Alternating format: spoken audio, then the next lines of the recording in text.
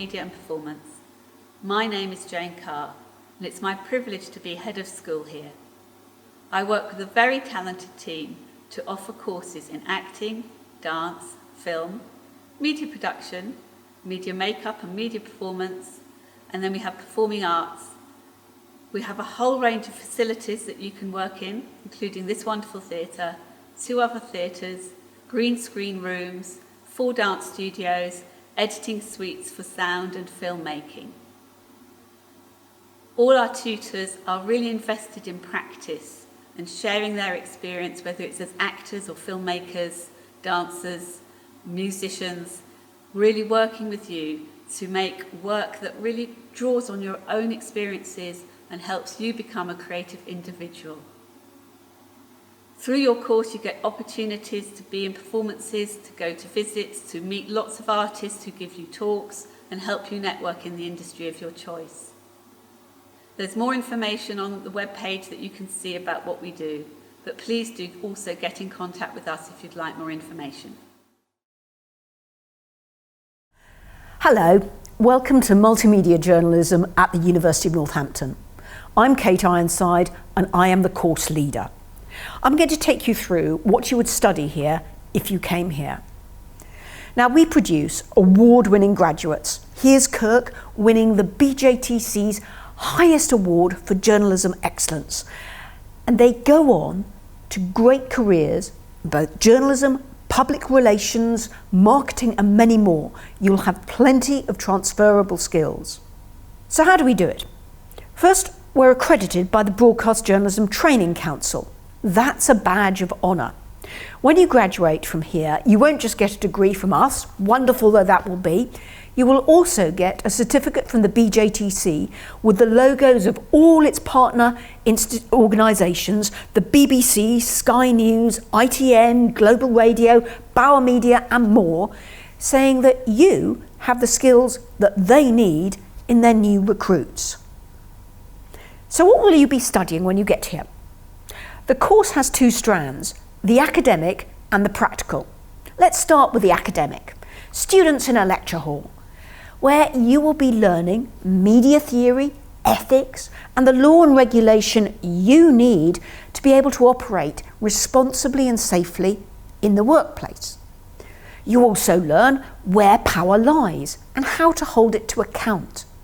And at the same time, you'll be rolling up your sleeves and getting stuck in to the practical vocational side of the course. Do you want to see this? Let's see the students in action, shall we? Reporting that incredible night of the American presidential elections in November. Too much anger, too much fear, too much division. We are one national family, and we will always protect, love, and care for each other. I profoundly accept this nomination. Source of great honor and humility, I accept this nomination. Welcome to the Euronews American Election Special. I'm Miriam Kimvangu. My name's Lucy, and my role for tonight is the editor. My job is to ensure everything runs smoothly and that the content is really good. Right, can I have Lucy's team in the gallery, please? Let's go. It's one of the more decisive, critical elections in this country's history.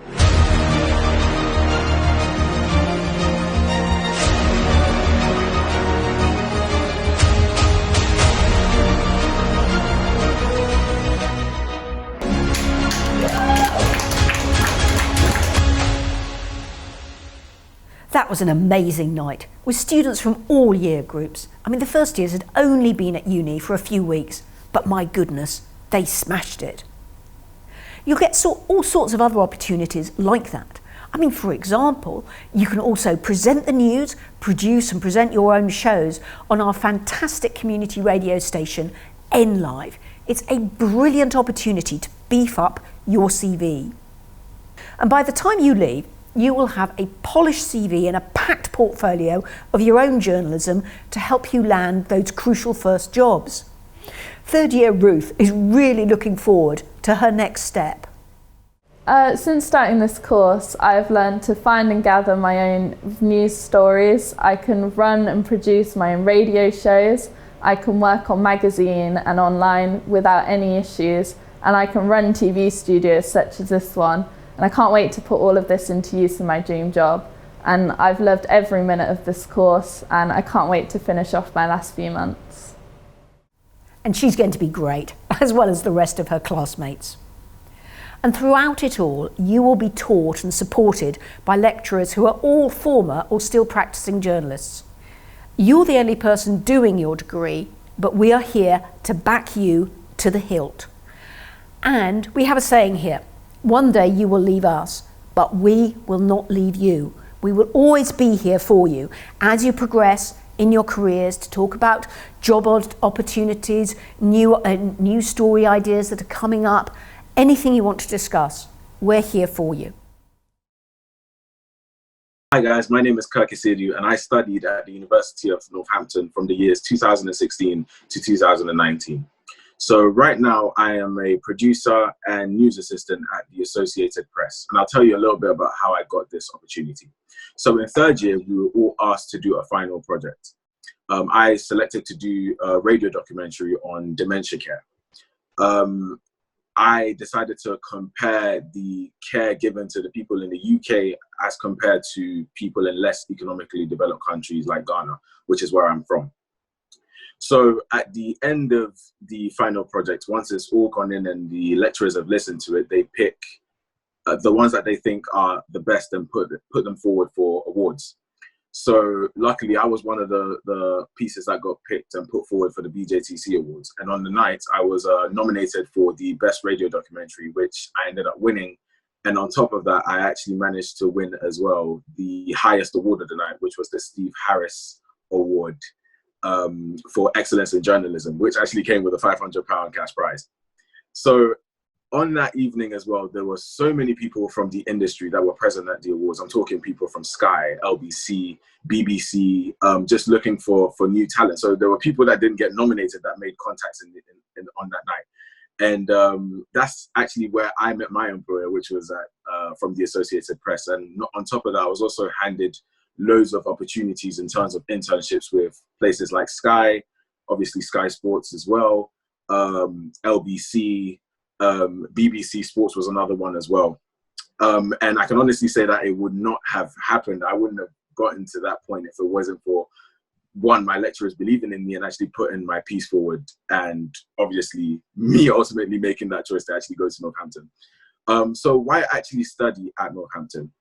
In terms of Northampton, I can honestly say that you will receive the best amount of support because the classes aren't that big in terms of the journalism course, and all the lecturers make a personal effort to get to know you on both a professional level and in terms of just getting to know who you are as a person. And when they get to know that, they then provide you with the best amount of guidance that they can give you in order to give you the best start.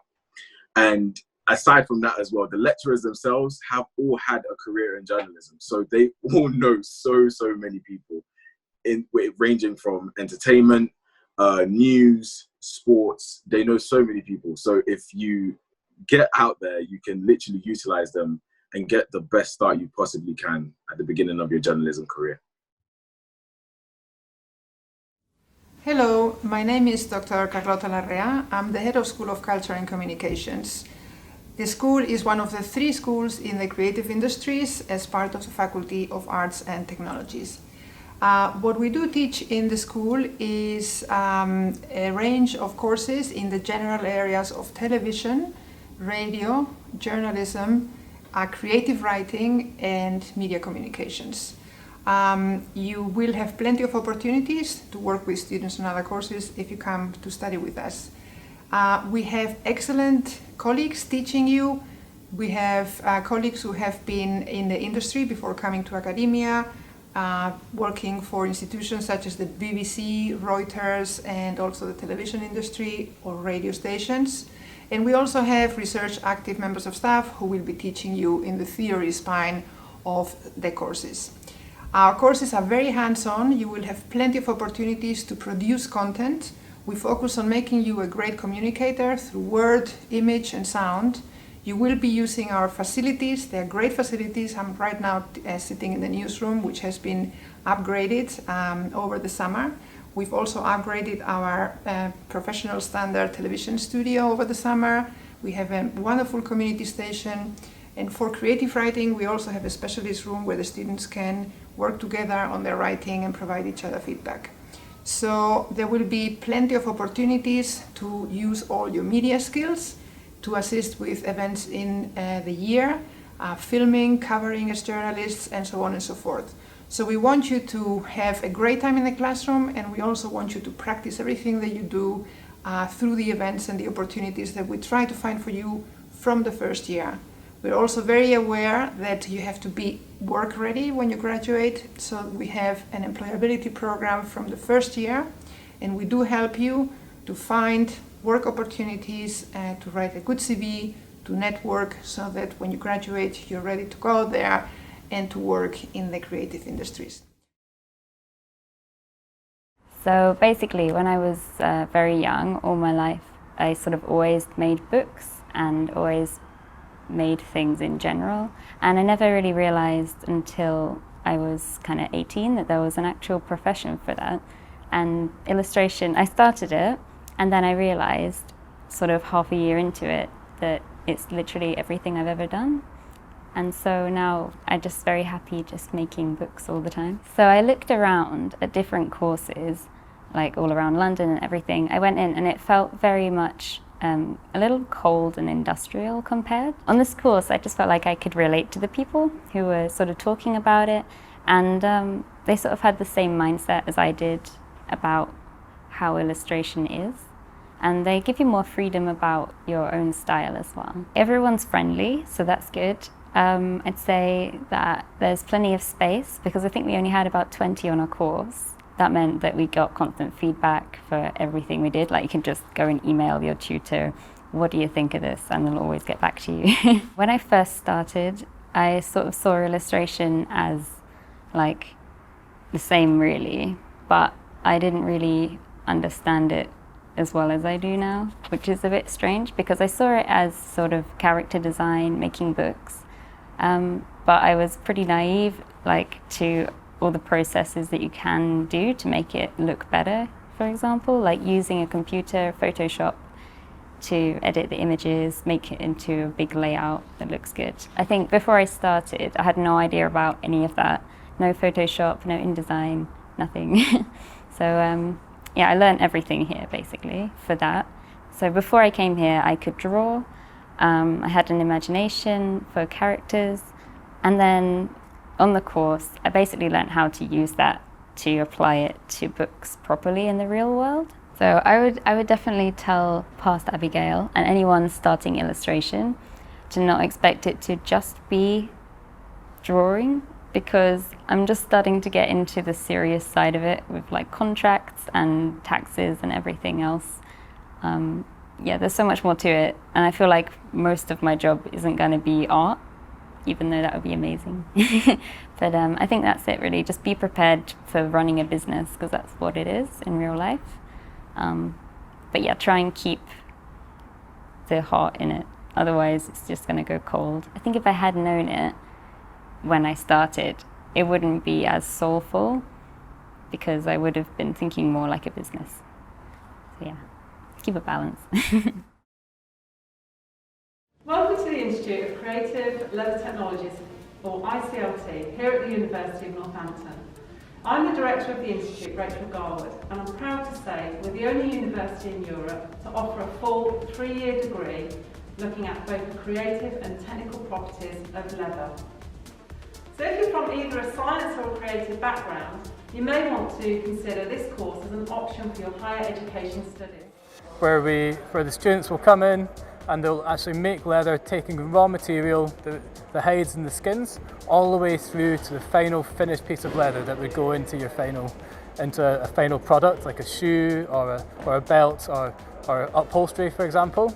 In here you can see a number of different types of equipment that we use, from the drums, which we use to process the leather, as well as different mechanical the machines that we would use as well. I'm a senior lecturer here at ICLT, and this is where we do all of our testing. So when the students make their leathers in the tannery, they can then look to see how good the physical performance of that leather is to ensure that the quality is consistent throughout production. Welcome to the Chemistry Laboratories that we have on site. As well as the design side of leather and the artistic side, we also have the chemistry labs to make sure the chemical properties of the leather match a specification. We teach students the theory of leather making, along with the unique opportunity of putting that theory into practice by making your own leather in our on-site tannery. To complete the journey, you will test your leather in our laboratories to see how good it really is and determine if it is fit for purpose. Leather education is particularly important here in Northampton. We have a strong leather heritage, with many high-end brands still manufacturing here in the town. Given our strong relationship with the industry throughout the value chain, our students have excellent employment opportunities on a global level, with many students being offered jobs before graduating.